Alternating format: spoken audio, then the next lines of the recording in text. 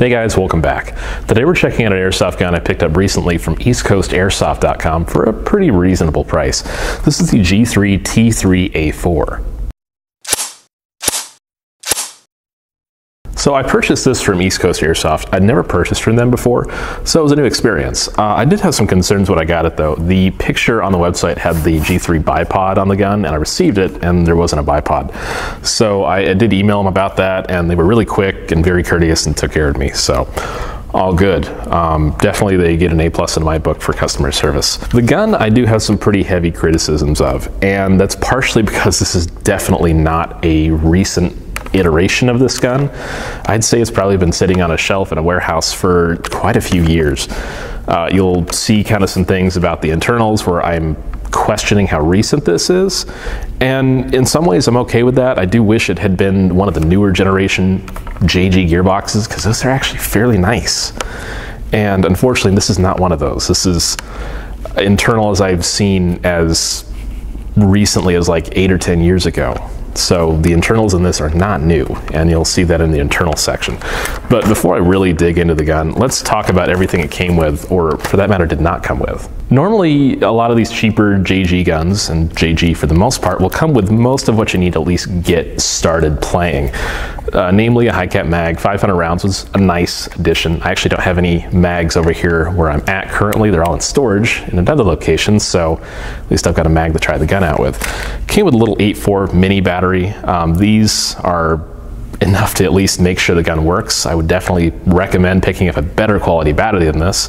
The gun didn't come with a charger though, and I don't know what happened there. It's not a big deal to me. It was just something I kind of questioned a little bit. And a little bag of please throw them in the garbage BBs. Now the gun didn't come with, like I said, the charger or a cleaning rod or an instruction manual for that matter. So I'm not sure what warehouse this came out of. It was a little weird, and it's probably the last one they had, and it was just missing things. Now let's talk about the gun. The externals, it's plastic. There's no getting around it. The only things that are metal on this actually are the barrel for the rear drum, the front sight and outer barrel, and the rails for the stock. And that's fine. Everything else being plastic, I didn't pay a whole lot for it. It was under $150. And that's what I expected. I picked up a Marui G3, and I mean physically picked up, I don't mean purchased, a couple of weeks ago, and it was incredibly creaky. I mean, it was not a recent gun. That thing was probably 15 or 20 years old. And this, being an identical design to it, is much more solid feeling. This thing still creaks a little. You can kind of press in different places, like, you know, the mag well is flexible being a plastic body. The handguard creaks a little. The stock is surprisingly solid. And overall, if you just shoulder the gun, it's really rather comfortable. I do like it a lot. I actually, you know, G3s, MP5s, anything in the HK roll relay blowback family are some of my favorite guns ever made. And so I can't say anything bad about the design because it just rocks and it really does well, and I like it. But the fact that this is a plastic sub $150 gun, it's actually doing pretty well in the low creak department. The stock on the gun is essentially a 2-position retractable stock. You've got out and in, and that's really about it. I wish there was kind of like a notch, maybe like an inch further in, or inch and a half. I would like to get this a little bit closer, so if I do have to get in a building or close to quarters, I can do that. Maybe eventually I'll take a Dremel and just put a couple more notches in it, but that's not really on my list of things to do at the moment.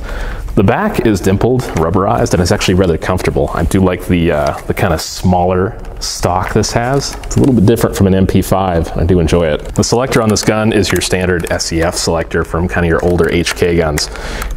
Really positive click. The selector itself, the lever is plastic, so well, what can you do? But it's not a problem. It's not like that part takes wear. And it does actually, on the other side, have a matching little indicator. That comes at kind of a cost, because the screw that keeps that in is the smallest screw you will ever find on an airsoft gun. And I tell you, I already stripped one out, and by some miracle I had a spare in my toolbox. And the fact that that was there was beyond me. So this is not something I want to take apart very often. If I need to, I'm pretty sure I can modify it a little bit to make it more in line with like an LCT or a classic Army design that doesn't have the post going through the gearbox. That's not something I'm really intent on doing very quickly if I need to. The sights on this gun are actually really nice. I mean, anything HK basket sight-wise rocks. This has the diopter sight, so 4 apertures on the rear, and the front is totally fixed, so pick your aperture, stick with it, and shoot. It's pretty simple. It's an airsoft gun. Honestly, 90% of the time I don't use sights, I just point and shoot, so it works and they look good. The hop up is underneath the fake bolt here, and it actually does retract when you pull the charging handle back, which is rather nice. It is a really fairly stiff drum here, and it stays in place really nicely. I do like it, and it's a really old design, but it's something that hasn't changed in a long time and still works really, really well. So kudos to JG for doing a good job on that, and Marui for designing it. The charging handle does go all the way back and lock, and no, I'm not HK slapping that. That is an awful idea on a plastic handguard attached to a plastic body. In front of that, your battery is going to be stored in your handguard. You can house a pretty long battery in here. It's got a lot of room. I did put a Dean's connector on here, of course. All my batteries are Dean's. And the outer barrel on this gun is metal. It's not saying a whole lot because the connection points on the body are plastic, so this is something you want to be pretty careful with. You drop it, there's a good chance you're going to fracture it. And then reinstalling your handguard is pretty simple. Well, for anyone but me apparently. There we go. Your cotter pin goes back in. Kinda, maybe. There we go. And it's pretty solid. It works well, and it can house a fairly long battery considering. When I got the gun, the front portion of the outer barrel, because the outer barrel itself is several pieces, was like wobbly, incredibly wobbly. So there's a little grub screw under here. I tightened that, and it's all good to go. The flash hider, orange plastic, is definitely getting either spray painted or removed. It is pinned in place, unfortunately, so I'm weary of trying to remove it, but we'll see. I might try eventually, but for now, I'm probably just going to paint it. All right, with the JG T3A4 opened up here, we can check out the internals, namely the motor, hop up and barrel, and of course the gearbox. The motor is really, really basic. There's literally nothing special about it. It'll spin, and that's what it does. Interestingly, it does have an O-type pinion on here, which is actually really unusual for China-made guns. Like 99.9% of the time, those have D-type pinions. So this one having an O-type is a little bit different. Back when Tokyo Marui designed the G3 series many, many years ago, they used the same hop-up as their SIG 552, which I think is actually really neat. Having some really odd platform cross-compatibility with internal parts, it works. And it's strange how often I have a need for one hop-up and have the other, so it's actually strangely convenient. I do like the rotary barrel design. It is very stiff, but what I don't like is that the barrel can easily come forward, and that's just a design thing. That's not on JG or anything like that, but it works well. And once this is in the gun, this can't come forward. It is pressed against the inside of the receiver, so that's great. It is rather stiff, and it's not going to rotate when you're shooting. What I was really weirded out though by is how dirty the barrel was when I got it. It's almost like this has been sitting out in the open for a long, long time. I was surprised this came this dirty from the factory, but I guess anything is possible. All right, let's go ahead and open up the gearbox here. Let's see what the internals are like. Oh man, I haven't had a spring that's been attached to a piston head in quite a while. That's kind of a blast from the past there. I was a little surprised when I got this and opened it up here because there are definitely newer generation JG gearboxes out there that are much, much nicer and beefier. This, as best I can tell, is at least a minimum a few years old. This is definitely not one of their newer models, unfortunately. I was kind of hoping it was, but knowing their G3s, I wasn't sure if they'd actually made this particular one recently, so it was kind of hard to tell. Unfortunately, there are a lot of parts in this gearbox that I'm probably going to replace. These are 8mm nylon bushings running on the mid-power spring, not the heaviest spring in the world, but not the lightest either. You know, when you get Marui guns, they're probably fine shooting 280 FPS or so to run on nylon bushings, but heavier springs, anything more than that really, I'm going to upgrade these to steel bushings. Surprisingly, the gears are reasonably well shimmed, but I think that's kind of luck with the nylon bushings. They seem to be a little bit thicker than normal as far compared to steel bushings, and just having like 1.2 millimeter shim on the top and bottom of each gear seemed to have did the job surprisingly well, but that's going to change here shortly after I upgrade everything. The sector gear has a longer delay chip there, which is rather nice. It's kind of a small thing, but it does help. The grease all over these gears is a lot, and it's really, really thick, hefty grease, which is what I expected. It's kind of like that really heavy earwax grease you've probably seen from many, many years ago. This isn't stuff I see very often anymore, but I feel like 5 to 10 years ago, this would have been kind of the normal thing to come out of China. So I'd probably place this gun being manufactured in that time period. The piston head, and spring guide all kind of come as one unit to some extent. The spring guide is just your normal version 2 polymer spring guide with a small washer on the bottom. The spring is right around maybe an M100 or M110, somewhere in there. It's a really pretty basic spring, what I'd expect in a stock gun, more or less. And the spring is attached to the piston head via the little metal lug in the back. Normal piston, second to last tooth is not removed. Oddly, it does have a little cut here for the use of this piston, other guns that support blowback, which is rather interesting. And ventilated piston head with a couple of ports there. The nozzle's plastic with no O-ring, so really nothing special. And the tappet is reasonable. It does what it needs to, and is not really terribly noteworthy. The cylinder head doesn't seal inside the cylinder worth crap. Even though the cylinder head has 2 O-rings, which is actually rather nice. I do like that about GG guns. For a long time I've been doing that, which is a bonus. There is so much air seal loss at the front here. It's just, it doesn't matter how many O-rings are there. They're just not thick enough. I'm probably going to replace the cylinder as well, which is a little disappointing. The gun has roughly a 500 millimeter barrel in it, which is fairly long. G3s are not short guns. These things are pretty big considering.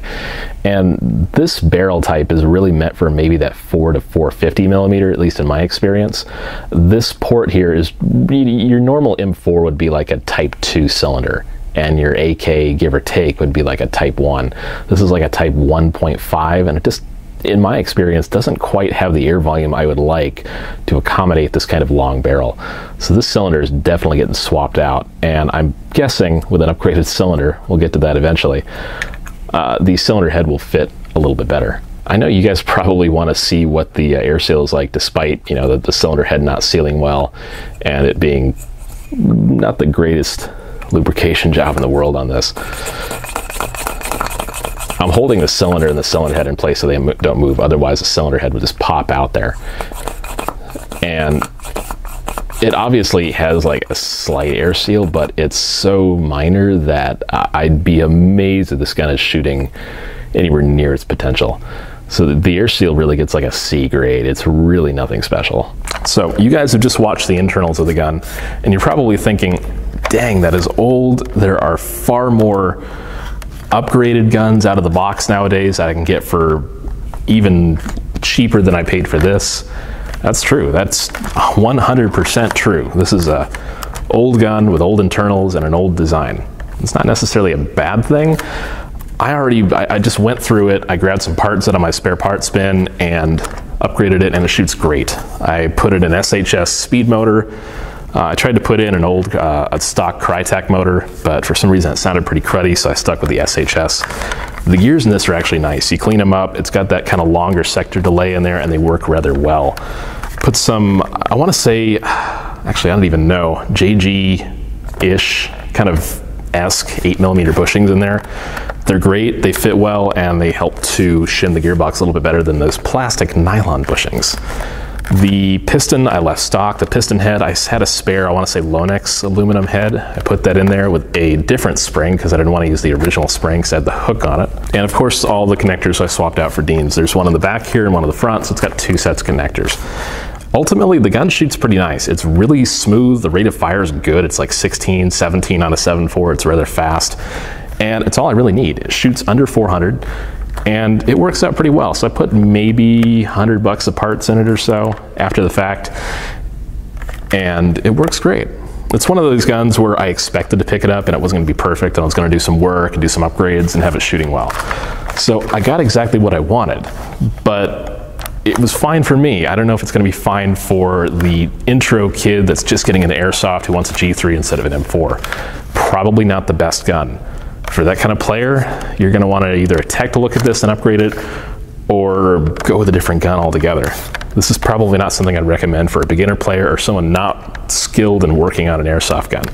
So when I got this, it was whiny, slow shooting, and just sounded cruddy. It was not great out of the box, so it needed work immediately, at least to be field ready. It shot BBs, but I'm not saying it shot BBs well.